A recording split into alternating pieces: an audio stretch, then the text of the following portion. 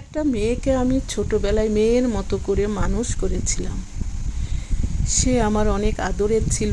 তার অনেক স্মৃতি আজ আমার কাছে, তার হাসি, কান্না, দুঃখ, কষ্ট সব কিছু মনে পড়ছে। আর সেই মেয়েটার বাড়িতেই আজকে আমি যাচ্ছি, আজ থেকে 25 বছর পরে, তার মেয়ের বিয়েতে।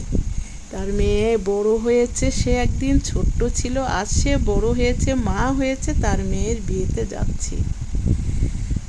অনেক সুন্দর একটা স্মৃতিময় জীবনে ফিরে গেছি আমি। মনে হচ্ছে সেই আগেই যখন মেয়েটাকে মানুষ করেছিলাম সেই কথাগুলো মনে হচ্ছে। এটা অনেক গ্রামের ভিতরে, একদম এত গ্রাম, এখানে শহরের কোনো কিছুই নেই, একদম গ্রাম। দেখেন সবুজ আর সবুজ, মাঠ আর মাঠ। তো এত ভালো লাগছিল এই সবুজের ভিতরে এসে, খুবই আনন্দ লাগছিল। আমার এই মেয়েটার বিয়ে হয়েছিল খুব বড় বাড়িতে না, মিডিয়াম, কিন্তু ভাত কাপড়ে বেশ ভালোই চলে যেত।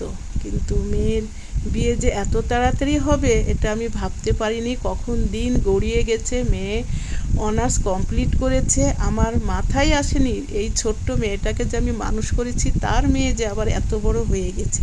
তার বড় ছেলেরও বিয়ে হয়েছে, সেটাও আমার মাথায় নেই যে এত দিন, এত সময় এত তাড়াতাড়ি পার হয়ে যায়। মনে হচ্ছে সেই দিনই আমার কাছে সে ছিল। স্মৃতি বড় বেদনাদায়ক, স্মৃতি বড় আবার আনন্দদায়কও।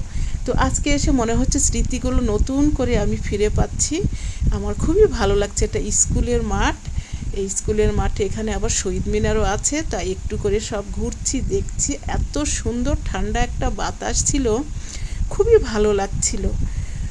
25 বছর পর যখন এইখানে এলাম, বিয়ের পরে এসেছিলাম, ওর যখন বিয়ে হয়েছিল তখন এসেছিলাম। তারপরে ওর বড় ছেলে হওয়ার পরে একবার নিতে এসেছিলাম, তারপর আসা হয়নি। 25 বছর পর আবার আসলাম। তোর মেয়ের খঞ্চা সাজাচ্ছিলাম হলুদের জন্য, সব ফলমূল কেটে সব কিছু দিয়ে খঞ্চা সাজানো হচ্ছিল। এই মিষ্টিগুলো আমি রাজশাহী থেকেই নিয়ে গেছিলাম খঞ্চা সাজাবো বলে। অনেক রকমের পিঠা বানানো হয়েছে। গ্রামের পরিবেশ, তাও এত সুন্দর করে সব কিছুর আয়োজন করে আমরা পার দিয়েছি, খুবই ভালো লাগছিল।